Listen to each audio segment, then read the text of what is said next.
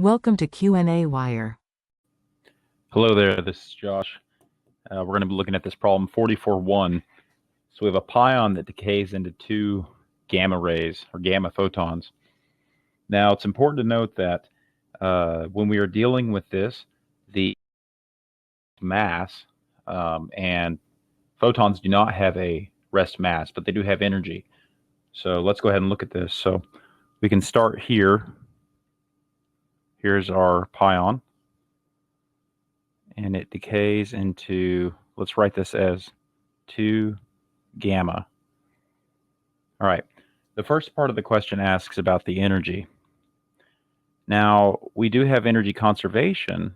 The rest mass is, in terms of the electron, is 270 times the rest mass of an electron. All right, now the rest mass of an electron is equal to, generally we would say this 0.511 keV, or excuse me, 0.511 MeV per c squared. 0.511 MeV per c squared. Now, a lot of folks just get sloppy in their modern units. Mass is MeV per c squared, momentum is MeV per c, and energy is simply MeV. It's in units of electrons volts. So, okay, let's look at this. The rest mass then is simply going to be 137.97 MeV per c squared. Okay, now we're going to assume that both gamma photons here get the same amount of energy. So then the energy is simply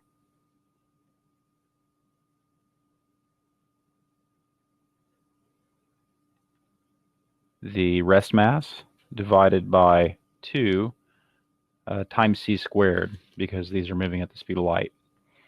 So we have 137.97 MeV per c squared divided by 2 times c squared. And those are going to cancel, okay? So our energy then per photon is 68.985 if we keep all the values here.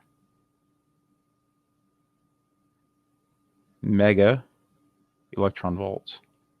Okay, the next part in this problem deals with frequency. Now, from Einstein's work, we know that the energy of a photon is equal to Planck's constant times the frequency f. Now, in some textbooks, you're going to see this as the Greek symbol nu, which looks like that, okay? But for sake of clarity, really, I think it's better to write this frequency as simply f, but in some older books, you'll see that as nu. It looks like a v, but it is a Greek symbol nu, N-U. Okay, so we can simply rearrange this and get that frequency is equal to the energy divided by Planck's constant. Okay, now Planck's constant in modern units, I'll write out here. If you are ever unsure, you can simply look it up in the table. Now, don't get confused. I've left this as mega electron volts. This is 68.985 times 10 to the 6 electron volts. So in our calculations, be sure to do that. And Planck's constant in these units is 1.63. Oops, excuse me. That is the, let's look here. We are 4.1357 times 10 to the minus 15 eV times second. Now notice this m just means times 10 to the 6, okay? So we could simply change this on the top so that it's all in electron volts to say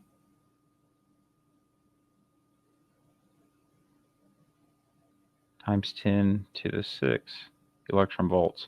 Now, what does this mean? Electron volts on the top and bottom cancel, and we're left with seconds on the bottom. Frequency is 1 over second, or hertz.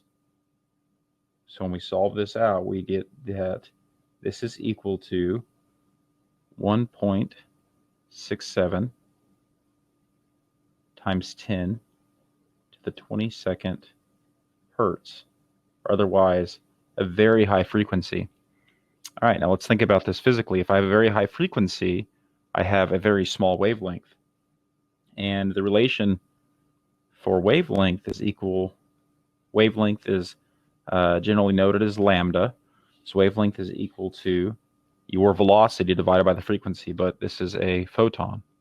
And we assume we're in vacuum, so c, which is the speed of light in a vacuum, divided by f. Okay.